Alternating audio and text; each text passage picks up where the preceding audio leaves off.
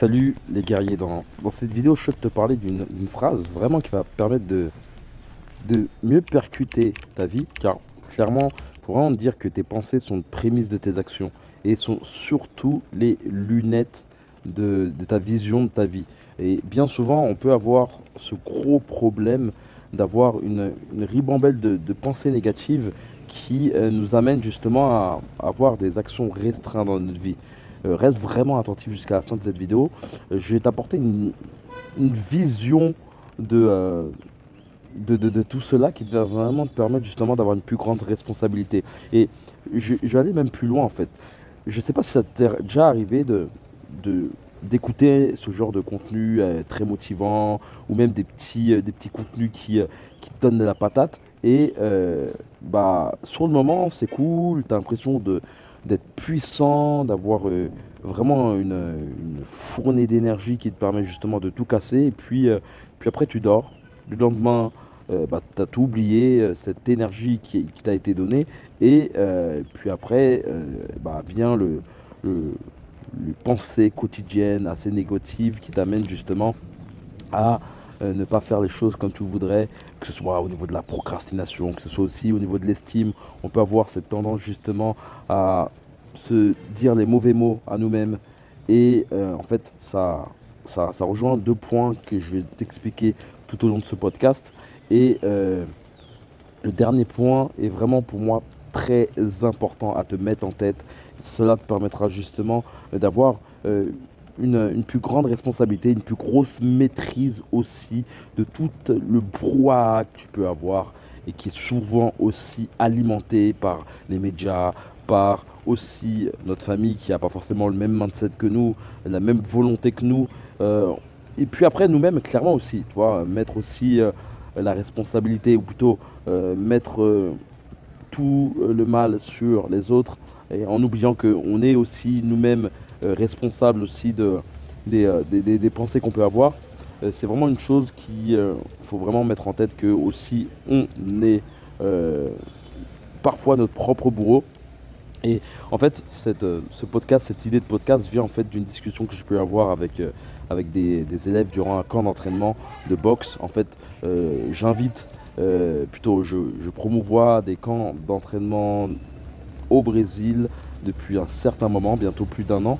Et en fait, j'ai des Français qui viennent ici pour améliorer leur technique de boxe pendant 10 jours.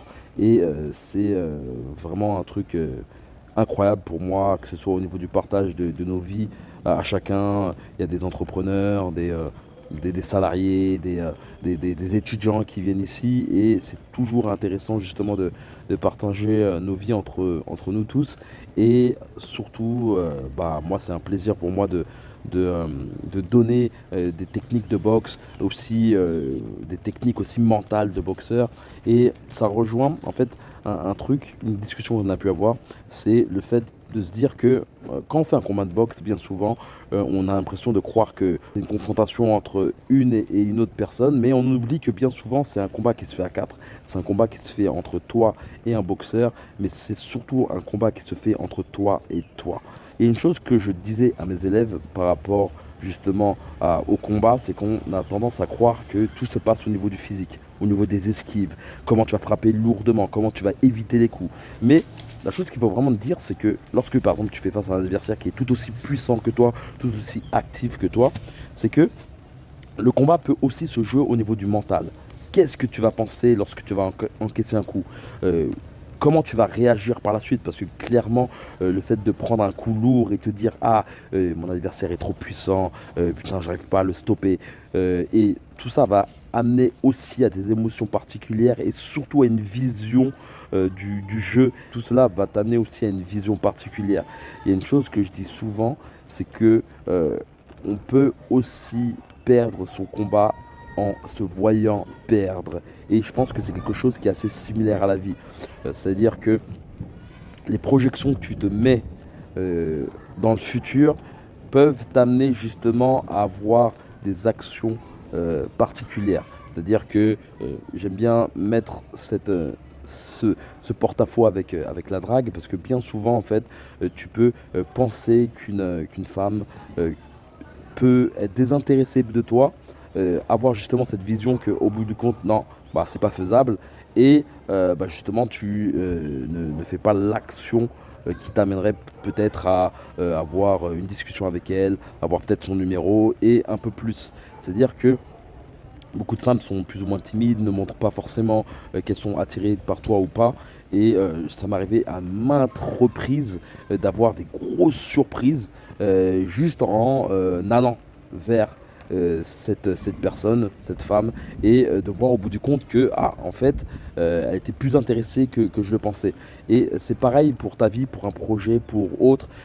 Tu peux, et c'est bien souvent le cas, on a tendance justement à se saper, à se couper l'herbe dans le pied en pensant que, en ayant justement une visualisation négative, en se disant bah on va pas y arriver et au bout du compte à ne pas faire l'action et bah, cette action amenant justement à une confirmation justement que notre pensée de base était vraie.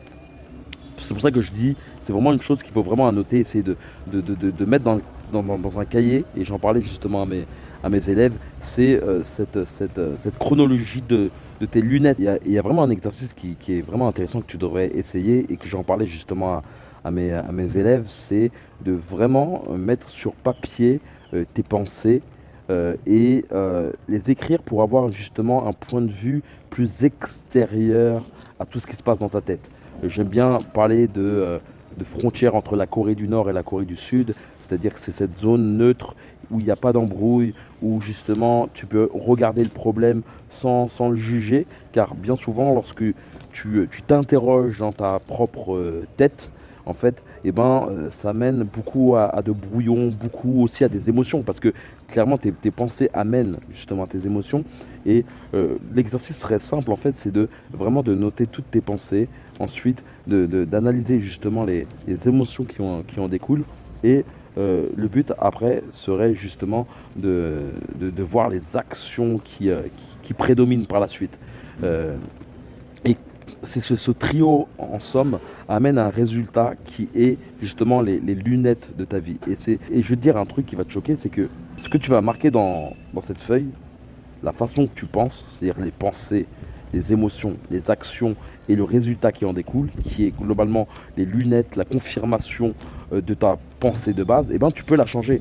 Et comment tu vas me dire clairement en écoutant des podcasts, en lisant, en côtoyant des personnes inspirantes, en côtoyant surtout des personnes qui n'ont pas la même pensée que toi.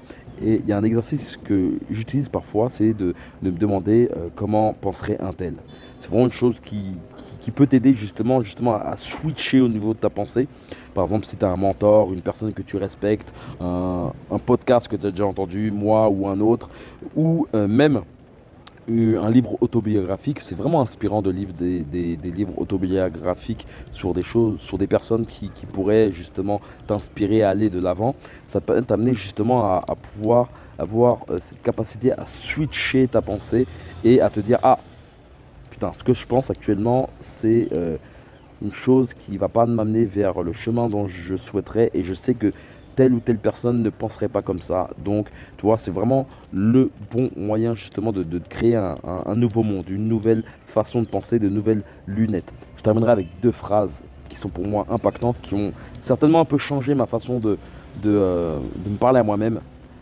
Moi, je suis de base quelqu'un qui est très sévère avec lui-même, qui a parfois cette tendance à se fustiger. D'ailleurs, ces insultes internes, ces propos négatifs que tu peux avoir sur toi-même, en fait, peuvent justement avoir un affect clairement. Et je sais pas si tu connais cette expérience qu'a pu faire Zaru et Mato sur des poteries pour te faire justement une description de cette expérience. Ce japonais, en fait, a mis du riz dans deux pots avec de l'eau, et dans un des pots, il s'est mis à insulter justement le pot.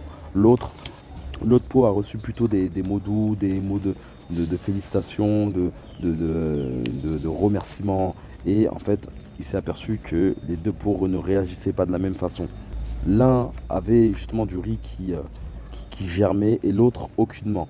Cette expérience est intéressante car clairement, elle peut être le reflet de nos propres discussions internes. Et la chose qu'il faut te dire, c'est est-ce que tu te parlerais à toi-même comme ton meilleur pote, comme ton frère, comme ta mère ou quelqu'un que tu respecterais beaucoup? Je pense que tu connais certainement une personne en particulier dont tu ne pourrais pas insulter, dont tu ne pourrais pas juger de façon vulgaire ou sans avoir une réflexion avant de lâcher ton propos.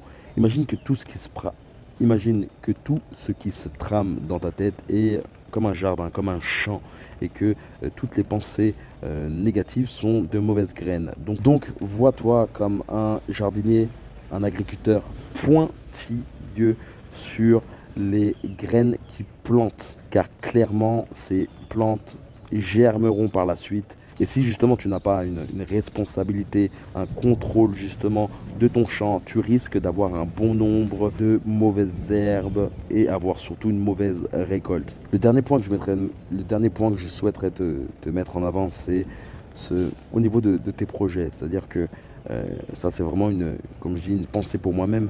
C'est se dire que bien souvent, lorsqu'on fait un nouveau projet, on a tendance justement à se discréditer ou autre. Et il y a une phrase qui est vraiment intéressante, c'est de se dire, qu'est-ce que tu dirais à ton petit enfant? Il a 4 ans, il dit qu'il veut devenir président ou autre, et même qu'il veut devenir astronaute. Est-ce que tu lui casserais du sucre dessus? Lorsqu'un enfant te dit par exemple qu'il souhaite devenir astronaute ou magicien ou, euh, ou autre, tu n'as pas forcément cette tendance à saper le moral, à lui dire que c'est impossible ou autre. Au contraire, tu l'encourages.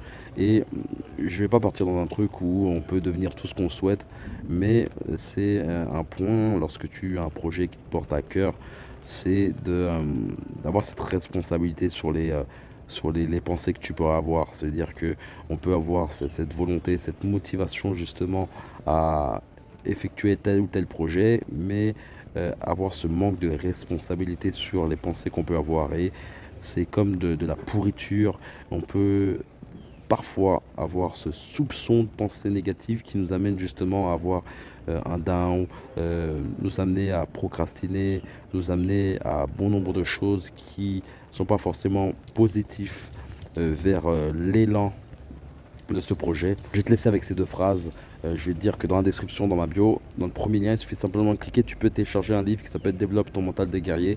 Et dans ce livre, je partage ma vie d'entrepreneur et de boxeur. Je trouve vraiment la chose très intéressante de lâcher cette similitude entre la boxe et la vie. Il y a vraiment une grande similitude. D'ailleurs, on peut voir que la boxe est un sport très glorifié de par sa dangerosité, de par aussi cet aspect mental. Et c'est tout cela que je souhaite te partager justement à travers ce livre digital. Il suffit simplement de cliquer dans la bio, tu verras, de toute façon, il y a un lien et qui te permettra aussi d'annoter ton mail qui permettra par la suite de partager plein d'aspects psychologiques, d'idées du moment, si tu souhaites par exemple vivre de ton activité, si tu souhaites mieux entreprendre ta vie, c'est dans la description, dans le premier lien. Il suffit simplement de cliquer et voilà, comme d'habitude, ciao ciao.